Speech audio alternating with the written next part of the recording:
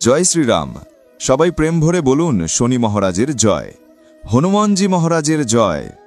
ওম নমঃ শিবায়। প্রিয় ভক্তজন, আজ আপনারা শ্রবণ করবেন ন্যায়ের দেবতা শনিদেব ও মহাবলবান হনুমানজির এক অত্যন্ত দুর্লভ ও পবিত্র কাহিনী। পুরাণে উল্লেখ আছে শনিদেবের আরেক নাম কৃষ্ণ। এই নাম স্বয়ং ভগবান শ্রীকৃষ্ণ তাকে প্রদান করেছিলেন। আজকের দিনে যে কোনো মানুষ যদি এই ব্রত পালন করেন বা ভক্তি ভরে এই কাহিনী শ্রবণ করেন, তার উপর শনিদেবের সঙ্গে সঙ্গে হনুমানজিরও অশেষ কৃপা বর্ষিত হয়। কারণ শনি দোষে পীড়িত মনুষ্য যদি এই দিনে হনুমানজির কাহিনী শোনে এবং ভজন কীর্তন করে, তবে তার সকল প্রকার গ্রহদোষ, সাড়ে কিংবা ঢইয়া দূর হয়ে যায়। শনিদেবের কৃপায় মানুষ রোগব্যাধি থেকেও মুক্তি পায়। তাই প্রিয় ভক্তজন, আসুন শ্রবণ করি দুঃখ, দারিদ্র্য ও অশান্তি দূর করে এমন শনিদেবের এই অত্যন্ত বিরল কাহিনী। এক গ্রামে এক বিদ্বান ব্রাহ্মণ বাস করতেন। একদিন রাত্রে তিনি স্বপ্নে দেখলেন নীল বস্ত্র পরিহিত একটি অত্যন্ত দিব্য পুরুষ তাকে বলছেন, হে ব্রাহ্মণ দেবতা, সময় এসেছে, আমি তোমার কাছে আসছি। এ দৃশ্য তিনি প্রতিদিনই দেখতেন। এতে তিনি ভীষণ চিন্তিত হয়ে পড়লেন। ক্রমে তার শরীর শুকিয়ে যেতে লাগল, স্বাস্থ্যের অবনতি হতে লাগল। একদিন তার স্ত্রী বললেন, আমি আপনাকে কত যত্ন করে খাওয়াই, মিষ্টি, মাখন, দুধ, মলাই, ভালো ভালো আহার রেঁধে দিই, তা সত্ত্বেও আপনি দিন দিন এত শুকিয়ে যাচ্ছেন কেন? এ কিসের লক্ষণ? তখন ব্রাহ্মণ তার স্ত্রীর কাছে সব কথা খুলে বললেন। তিনি বললেন, প্রতিদিন স্বপ্নে নীল পোশাক পরা এক দিব্য পুরুষ এসে বলেন, হে ব্রাহ্মণ দেবতা, সময় এসেছে, আমি তোমার কাছে আসছি। এই ভেবেই আমার ভয় লাগে, তাই ক্ষুধা পিপাসা কিছুই পাই না, সে কারণেই আমি এত শীর্ণ হয়ে পড়েছি। ব্রাহ্মণী বললেন, হে পতিদেব, আমার মনে হয় আপনাকে শনি ভগবান দর্শন দিচ্ছেন। নিশ্চয়ই আপনার উপর শনির দশা আরম্ভ হতে চলেছে, তাই আপনাকে আগে থেকেই সতর্ক করছেন। নিশ্চয়ই তিনি শনি মহারাজ। এবার যখন তিনি স্বপ্নে আসবেন, তাকে বলবেন আপনি শুধু সোয়া প্রহরের জন্যেই আসুন। সেদিন রাত্রে ব্রাহ্মণ আবার ঘুমোতে গেলেন। স্বপ্নে আবার শনি ভগবান উপস্থিত হলেন এবং প্রেমভরে বললেন, হে ব্রাহ্মণ, আজ সময় এসেছে, আমি তোমার কাছে আসছি। ব্রাহ্মণ ভয়ে কেঁপে উঠে বললেন, হে ভগবান, যদি আপনাকে আসতেই হয় আসুন, কিন্তু বলুন তো কতদিনের জন্য উপস্থিত থাকবেন? শনিদেব বললেন, হে ব্রাহ্মণ, তোমার ওপর 7.5 আরম্ভ হতে চলেছে, আমি 7 বছরের জন্য আসব। ব্রাহ্মণ কাঁদতে কাঁদতে বললেন, হে ঈশ্বর, এত ভারী কষ্ট আমি সহ্য করতে পারবো না, 7 বছর আমার পক্ষে অসম্ভব। তখন শনিদেব বললেন, তবে 5 বছর? ব্রাহ্মণ আবার ভয় মাথা নাড়লেন, হে শনি মহারাজ, এটাও আমার পক্ষে অনেক বেশি। শনিদেব বললেন, তাহলে আচ্ছা 2.5 বছর। ব্রাহ্মণ তাও মেনে নিতে পারলেন না। শেষে শনি ভগবান বললেন, তবে সোয়া প্রহর উপস্থিত থাকব, এতে তোমার হবে তো? ব্রাহ্মণ কৃতজ্ঞ চিত্তে প্রণাম করলেন। আর প্রিয় ভক্তজন, ঠিক সেইভাবেই তার জীবনে সোয়া প্রহরের শনিদশা আরম্ভ হল। ব্রাহ্মণ নিদ্রা থেকে উঠেই তার স্ত্রীর কাছে বললেন, দেখো, আমার সোয়া প্রহরের শনিদশা লেগে গেছে, তাই আমি জঙ্গলে গিয়ে সময় কাটাব। তুমি আমার খাবার দাবার সব গুছিয়ে দিও, আর আমার পেছনে কারোর সঙ্গে ঝগড়া করবে না, বাড়িতেই থাকবে, সন্তানদেরও কোথাও যেতে দেবে না, আর এই সোয়া প্রহরের মধ্যে কাউকে কোনো রকম গালমন্দ শোনাবে না। এ কথা বলে ব্রাহ্মণ বাড়ি থেকে বেরিয়ে জঙ্গলের দিকে রওনা হলেন। জঙ্গলে গিয়ে তিনি এক পুরনো পিপল গাছের নিচে বসে পড়লেন এবং হনুমানজির নামজপ ও পাঠ করতে লাগলেন। 1 প্রহর কেটে গেলে ব্রাহ্মণ মনে করলেন, এতক্ষণ তো হয়ে গেল, বাকিটা সময় পথে চলতে চলতেই কেটে যাবে। তিনি সেখান থেকে উঠলেন এবং পথ ধরে এগোতে লাগলেন। হাঁটতে হাঁটতে তিনি একটি সবজি বাজার দেখতে পেলেন। সেখান থেকে তিনি একটি বড় কুমড়ো কিনলেন এবং নিজের চাদরে জড়িয়ে নিয়ে আবার চলতে লাগলেন। ঠিক সেই সময় শনি মহারাজ সাধুর বেশ ধরে তার সামনে এসে দাঁড়ালেন এবং বললেন, তোমার চাদরের মধ্যে কি আছে? ব্রাহ্মণ ভক্তি ভরে বললেন, হে সাধু মহাশয়, এতে তো কুমড়ো আছে। সাধু বললেন, যদি কুমড়ো থাকে তবে তো দেখাতে পারো। ব্রাহ্মণ চাদর খুলে দেখাতেই আশ্চর্য, সেখানে কুমড়ো নেই, বরং সেই রাজ্যের রাজপুত্রের কাটা মাথা পড়ে আছে। সাধুর বেশধারী শনিদেব সঙ্গে সঙ্গে ব্রাহ্মণকে নিয়ে রাজ দরবারে হাজির হলেন এবং রাজার উদ্দেশ্যে বললেন, মহারাজ, দেখুন, এই দুষ্ট ও অধার্মিক ব্যক্তি আপনার পুত্রকে হত্যা করে তার ছিন্ন শির নিয়ে ঘুরে বেড়াচ্ছিল, একে শাস্তি দিন।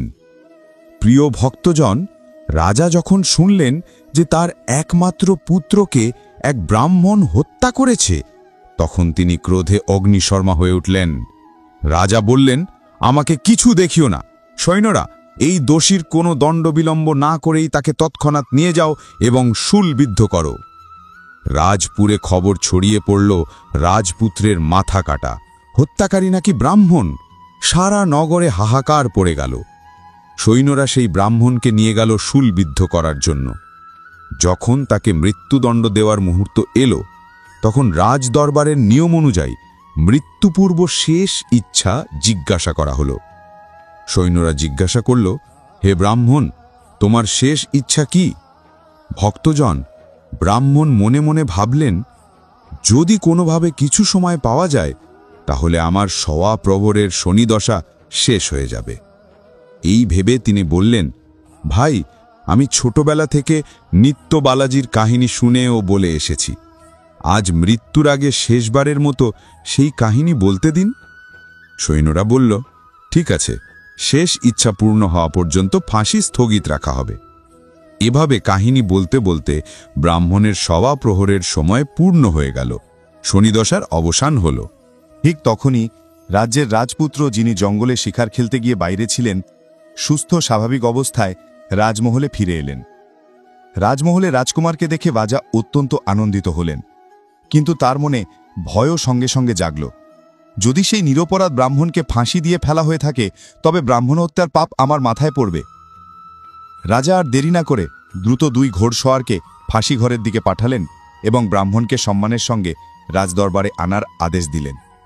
ব্রাহ্মণ রাজদরবারে উপস্থিত হলে রাজা ক্ষমা চেয়ে বললেন, আপনার পাশে যে চাদরটি আছে সেটি খুলে দেখান। রাজা যেমন বললেন, ব্রাহ্মণ চাদর খুলে দেখালেন। দেখা গেল তার মধ্যে কেবল একটি কুমড়োই রয়েছে। রাজা বিস্মিত হয়ে তাকে অনেক ধনসম্পদ দান করলেন এবং বললেন, হে ব্রাহ্মণ দেবতা, আমার তো কিছুই বোধগম্য হচ্ছে না, এই সব ঘটনার রহস্য কি? কিভাবে এমন হলো? ব্রাহ্মণ বললেন, হে মহারাজ, আমার শোয়া প্রহরের শনিদশা লেগেছিল, তাই এসব ঘটেছে। রাজা জিজ্ঞেস করলেন, হে ব্রাহ্মণ, শনিদশা কিভাবে দূর হয়? ব্রাহ্মণ বললেন, হে রাজন, রাজা বা বড় ব্যবসায়ীর ওপর যদি শনিদশার আগে তবে কালো হাতি বা কালো ঘোড়া দান করলে শনিদোষ প্রশমিত হয়। গরিব মানুষের ওপর শনিদশা লাগলে তাকে অশ্বস্থ গাছের পূজা করতে হয়, শনিদেবের কাহিনী শ্রবণ করতে হয়, তিলের তেল ও কালো উড়দ দান করতে হয়। কালো কুকুরকে তেল মাখানো রুটি খাওয়ালে শনিদশা দূর হয়ে যায়। এ কথা শুনে রাজা কুমড়োটি ব্রাহ্মণকে ফিরিয়ে দিলেন। বাড়ি ফিরে ব্রাহ্মণ সেই কুমড়ো স্ত্রীকে দিলেন। স্ত্রী যখন কুমড়ো কেটে তরকারি রান্না করতে গেলেন, তখন আশ্চর্য হয়ে দেখলেন বীজের জায়গা থেকে ঝরে পড়ছে হীরা মতি। স্ত্রী বিস্মিত হয়ে জিজ্ঞেস করলেন, হে পতিদেব, এ কি হচ্ছে? হীরা মতি বেরোচ্ছে কেন? কোথা থেকে এনেছেন এটা? ব্রাহ্মণ হাসি নিয়ে বললেন, হে প্রিয়, শনিদেবের প্রভাবে যখন শনিদশা লাগল, তখন এই কুমড়োই রাজপুত্রের মাথায় পরিণত হয়েছিল। আর যখন শনিদশা সরে গেল, তখন শনি মহারাজ আমাদের এইভাবে কৃপায় ভাসিয়ে দিলেন, আমাদের সম্পদে ভুলিয়ে দিলেন। ব্রাহ্মণ কাঁদো কাঁদো গলায় বললেন, হে শনি দেবতা, যেমন আমার উপর শনিদশা লেগেছিল, তেমন কারোর উপর যেন কখনো না লাগে। আর যেমন আমাকে ধন দৌলত দিয়ে কৃপা করেছেন, তেমন সমস্ত ভক্তকেও ধন দৌলত দিন। যারা এই কাহিনী বলে ও শোনে, তারা সবাই প্রসন্ন হন, সবার ঘরে সৌভাগ্য আসুক। বলুন শ্রী শনিদেবের জয়। ওম নমো শিবায়। এবার শুরু হচ্ছে শনিদেবের দ্বিতীয় কাহিনী। প্রিয় ভক্তজন, আসুন শ্রবণ করি শনিদেবের আরেক পবিত্র কাহিনী, যা শুনলে ভক্তের মনোবাসনা পূর্ণ হয়। নর্মদা নদীর তীরে একটি গ্রামে এক বহু ধনবান সাহুকারের পরিবার বাস করত। সাহুকার বহু আগেই মৃত্যুবরণ করেছেন। বাড়িতে ছিলেন তার স্ত্রী, 2 পুত্র ও বড় বউ। সাহুকারের ছোট ছেলে মানসিক ব্যাধিতে ভুগছিল। তার মনের অবস্থা স্বাভাবিক ছিল না। বড় বউ তারা বহু বছর ধরে সংসার করছিলেন, কিন্তু কোনো সন্তান লাভ করেননি। তারার মনে ছিল একটাই ভয়, আমার স্বামী যদি সন্তান পাওয়ার জন্য আরেকটি বিয়ে করে ফেলে। এই ভয় ও দুশ্চিন্তায় তিনি সর্বদা অশান্ত থাকতেন। যদি তার স্বামী দ্বিতীয় বিবাহ করে নিত, তাহলে তাকে সতীনের দুঃখ সহ্য করতে হতো। প্রিয় ভক্তজন, এই ভয় থেকেই তারা একটি কূট পরিকল্পনা করল। সে তার বাড়ির কাজের মেয়ে চন্দাকে নিয়ে তার দেওর চন্দনের সঙ্গে বিবাহ দেওয়ার জন্য নিজের শাশুড়ি সাহুকারনী ও নিজের স্বামীকে রাজি করিয়ে নিল। চন্দা স্বভাবে অত্যন্ত কোমল, দয়ালু এবং কৃষ্ণভক্ত ছিল। ছোটবেলা থেকেই সে ওই সাহুকারের বাড়িতে কাজ করত। তার নিজের বলে পৃথিবীতে কেউ ছিল না। অবশেষে চন্দার বিয়ে মানসিক রোগে আক্রান্ত চন্দনের সঙ্গে হয়ে গেল।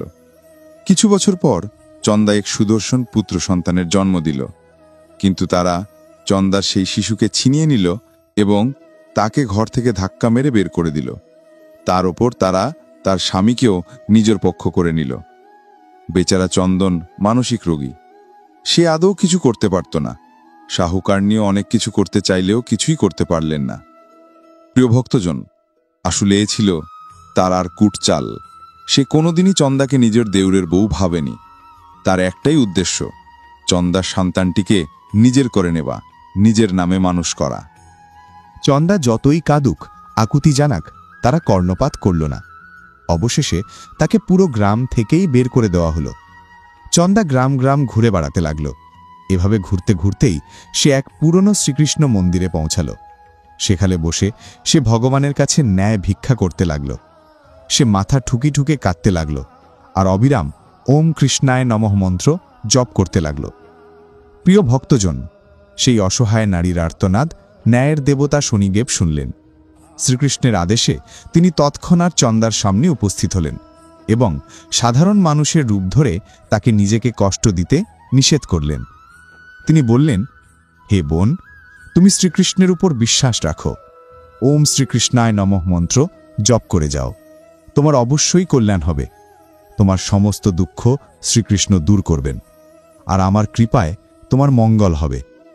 এই কথা শুনে চন্দা শ্রীকৃষ্ণের আরাধনায় মন দিল। সে শনিদেবকে স্মরণ করে কৃষ্ণ মন্ত্র জপ করতে লাগল। এদিকে শনিদেব আবার এক সাধুর বেশ ধরে সাহুকারের বাড়িতে গেলেন এবং আলোক নিরঞ্জন বলে ধ্বনি তুললেন। বাড়ির বাইরে সাহুকারিনী বেরিয়ে এসে তাকে ভিক্ষা দিলেন এবং প্রণাম করলেন। সাধুরূপে শনিদেব বললেন, হে দেবী, শুনেছি আপনার বাড়িতে একজন মানসিক রোগী আছে। আমি 7 বছর ধরে হিমালয়ের জঙ্গলে ঘুরে ঘুরে খুব বিরল এক ভেষজ সংগ্রহ করেছি, যা সব ধরনের রোগ দূর করতে সক্ষম। আপনি বললে আমি আপনার রোগী ছেলেকে সুস্থ করে দিতে পারি।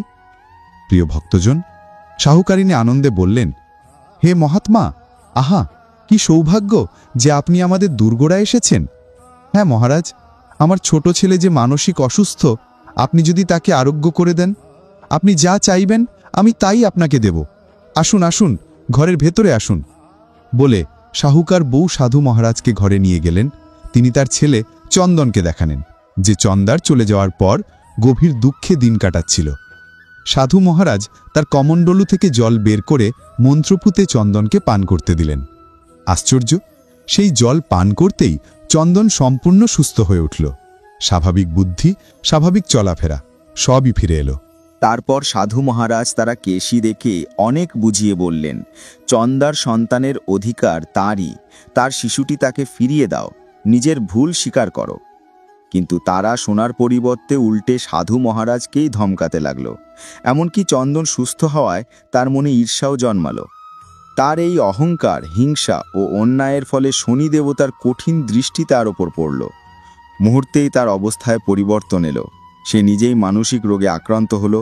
তার একটি হাত পক্ষাঘাতে অকেজ হয়ে গেল।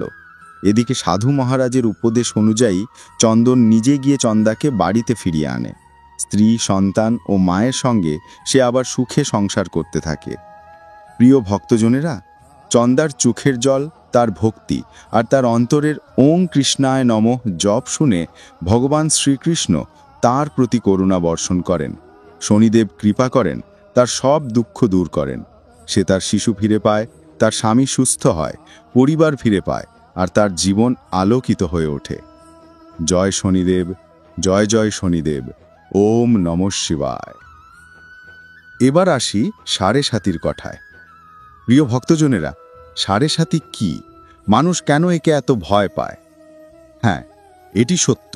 সাড়ে সাতির সময় জীবনে বাধা, সংকট ও কষ্ট আসতে পারে, কিন্তু ভয় পাওয়ার কিছুই নেই। কারণ এই সময় মানুষকে পরিশ্রমী, কর্মঠ ও ধৈর্যশীল করে তোলে। অনেকে এই সময়ে জীবনের সর্বোচ্চ সাফল্য অর্জন করে। বাউ সাড়ে সাতির 3টি ধাপ। প্রথম ধাপ, পরিবারের ঘনিষ্ঠ আত্মীয় ও নিজেকে প্রভাবিত করে। দ্বিতীয় ধাপ, ব্যবসা, সংসার ও অর্থনৈতিক দিককে প্রভাবিত করে। তৃতীয় ধাপ, স্বাস্থ্য ও পারিবারিক স্থিতিকে প্রভাবিত করে। শনিদেব কেন দণ্ড দেন? কারণ তিনি ন্যায়ের দেবতা। তিনি কখনো কাউকে অকারণে দণ্ড দেন না। যেমন একজন মা তার সন্তানের ভুলে তাকে শাসন করেন, তার মঙ্গল ও সঠিক পথে আনতেই শাস্তি দেন, ঠিক তেমনি শনিদেব কর্ম অনুযায়ী মানুষকে শিক্ষা দেন, যাতে সে ভুল পথে না চলে, সৎ পথে থাকে এবং নিজ জীবনের সার্থকতা অর্জন করতে পারে। শনিদেব ন্যায়ের প্রতিমূর্তি। তার উপাসনা ও ভক্তি করলে মানুষ ধনসম্পদ, শান্তি, সুখ ও সাফল্য অর্জন করে। জীবনে উন্নতির পথ খুলে যায়।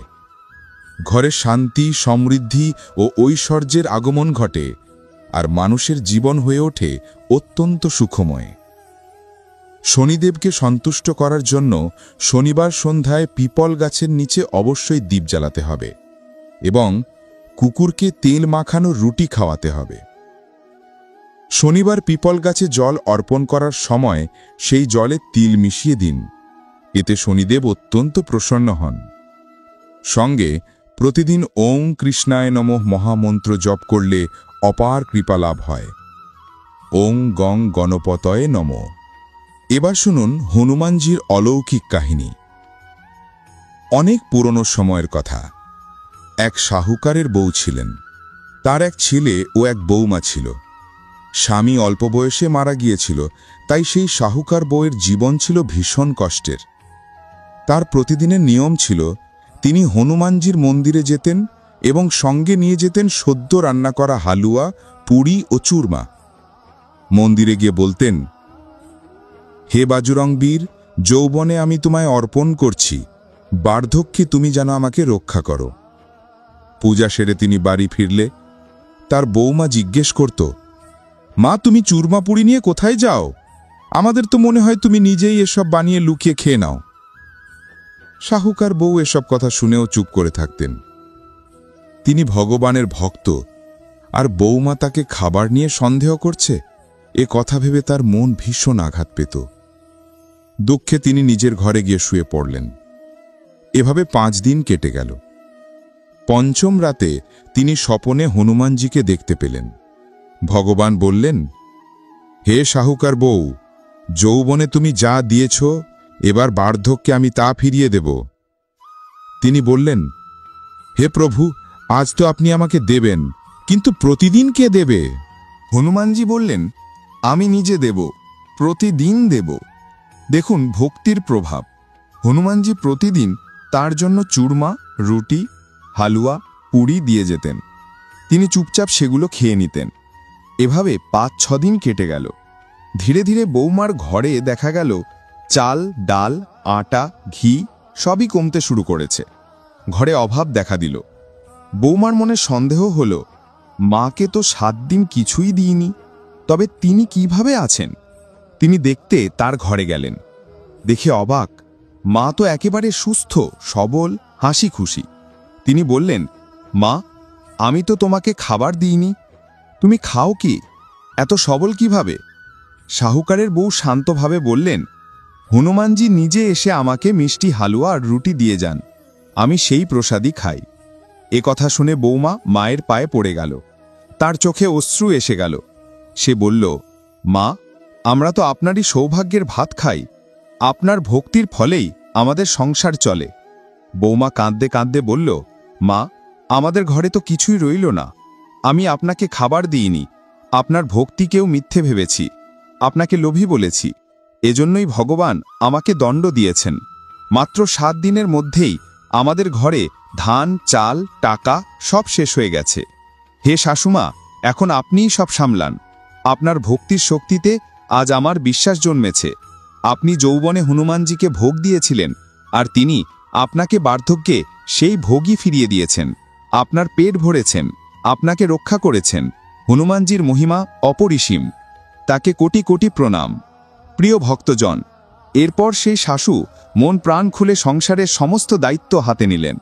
শাহুকারের বউ প্রতিদিন হনুমানজিকে চূরমা, রুটি, হালুয়া ও পুরি ভোগ দিতেন। ধীরে ধীরে ঘরে ফিরে এলো অফুরন্ত বরকত, ধনধান্যে ভরে উঠল সংসার। হে হনুমান মহারাজ, হে বালাজি মহারাজ, যেমন আপনি সেই শাহুকার বউকে কৃপাদান করেছিলেন, তেমনি সকল ভক্তকেও বর দিন। সবাই আর ঘরে ধন অন্নের ভাণ্ডার ভরে থাকুক। যে যে এই কাহিনী শ্রবণ করেন, বলেন, ভাবেন, সবাই যেন আপনার বর পান। বজরংবলী হনুমানজির জয়। ওম নমো শিবায়।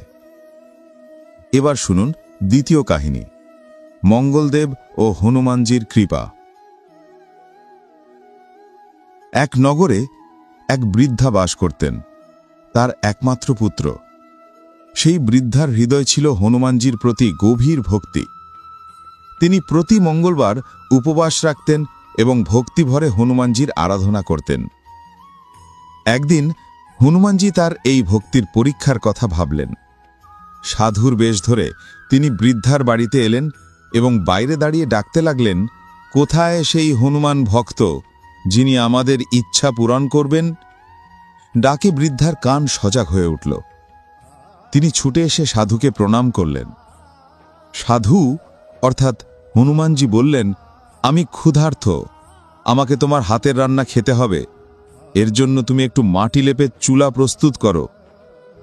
বৃদ্ধা দোটানায় পড়লেন। তিনি বললেন, মহারাজ, লেপালেপি বা মাটি কাটার কাজ আমি করতে পারবো না, অন্য যে কোনো কাজ বলুন, নিশ্চয়ই করব। সাধু 3 বার তাকে শপথ করালেন। তারপর বললেন, তোমার ছেলেকে ডাকো, আমি তার পিঠের উপর আগুন জ্বালিয়ে খাবার রান্না করব। এই কথা শুনে বৃদ্ধা স্তব্ধ হয়ে গেলেন। তবুও তিনি প্রতিজ্ঞাবদ্ধ ছিলেন। কাঁদতে কাঁদতে তিনি তার ছেলেকে ডেকে এনে সাধুর হাতে তুলে দিলেন। হনুমানজি তার হাতেই ছেলেটিকে উল্টে শুইয়ে তার পিঠে আগুন ধরালেন। অসীম দুঃখে ভারাক্রান্ত বৃদ্ধা ঘরে ফিরে গেলেন। রান্না শেষে সাধু তাকে ডাকলেন, আসো, আমার ভোগ হয়ে গেছে, তোমার ছেলেকে ডাকো, সেও এসে ভোগ গ্রহণ করুক। বৃদ্ধা কান্না ভেজা গলায় বললেন, মহারাজ, তার নাম মুখে আনতে আমার কষ্ট হয়। কিন্তু সাধুর জোড়াজুড়িতে তিনি ছেলেকে ডাকলেন। আর আশ্চর্য, ছেলেটি জীবিত, সুস্থ, হাসতে হাসতে মায়ের কাছে চলে এলো। বৃদ্ধা বিস্ময়ে ভরে সাধুর পায়ে লুটিয়ে পড়লেন। তখন হনুমানজি নিজের বাস্তব রূপে প্রকাশ পেলেন এবং বললেন, হে ভক্তা, তোমার অটল ভক্তি আমাকে সন্তুষ্ট করেছে, তোমাকে আমি অশেষ আশীর্বাদ দিচ্ছি। শঙ্কর ভগবানের জয়, বজরংবলী মহারাজের জয়। এবার শুনুন তৃতীয় কাহিনী, পুত্রপ্রাপ্তির জন্য মঙ্গলবারের উপবাস। ঋষিনগরে কেশব দত্ত নামে এক ব্রাহ্মণ তার স্ত্রী সাবিত্রীকে নিয়ে বাস করতেন। ধন সম্পত্তির অভাব ছিল না, সকলেই তাকে শ্রদ্ধা করত। কিন্তু একটিমাত্র কষ্ট, তাদের কোনো সন্তান ছিল না। দুজনেই প্রতি মঙ্গলবার ভক্তিভরে হনুমানজির পূজা করতেন, উপবাস করতেন। বছরের পর বছর পার হয়ে গেল, তবুও সন্তান লাভ হল না। ব্রাহ্মণ মন খারাপ করতেন, তবে ভক্তি আর উপবাস ছাড়েননি। একদিন কেশব দত্ত পূজার উদ্দেশ্যে বনে চলে গেলেন। সাবিত্রী ঘরে থেকেই মঙ্গলবারের উপবাস পালন করতে লাগলেন। এভাবে এক মঙ্গলবার সাবিত্রী হঠাৎ কোনো কারণে হনুমানজিকে ভোগ দিতে ভুলে গেলেন। সেদিন তিনি সূর্যাস্ত পর্যন্ত উপবাসেই রইলেন, কিছু খেলেন না। পরের মঙ্গলবার তিনি সংকল্প নিলেন, ভোগ না দিয়ে আমি খাব না। এভাবে 6 দিন উপবাস চলল। সপ্তম দিনে মঙ্গলবার তিনি হনুমানজির পূজা করলেন, কিন্তু অতি উপবাসে অজ্ঞান হয়ে পড়লেন। তখন হনুমানজি স্বপনে উপস্থিত হয়ে বললেন, হে উঠো হে কন্যা, তোমার ভক্তিতে আমি অত্যন্ত সন্তুষ্ট। তোমাকে আমি এক রূপবান ও যোগ্য পুত্রের বর দিচ্ছি। সাবিত্রী জ্ঞান ফিরে পেলেন, ভোগ দিলেন এবং নিজেও খাবার খেলেন।